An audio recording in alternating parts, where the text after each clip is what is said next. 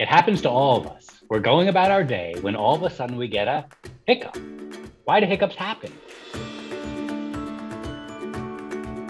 Well, short-term hiccups are generally caused by drinking carbonated beverages and too much alcohol, drinking hot liquids, overeating, eating too quickly or eating spicy foods, emotional stress or excitement, sudden temperature changes, or even swallowing air.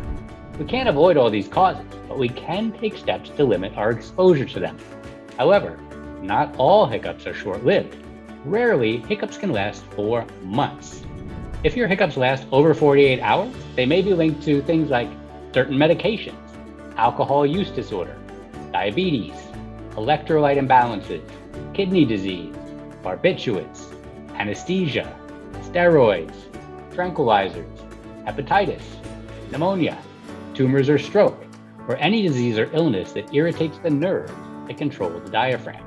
Whatever the reason for the hiccups, there shouldn't be a reason for concern unless they are persistent or disruptive. Generally, the best thing to do is just be patient, though that's easier said than done.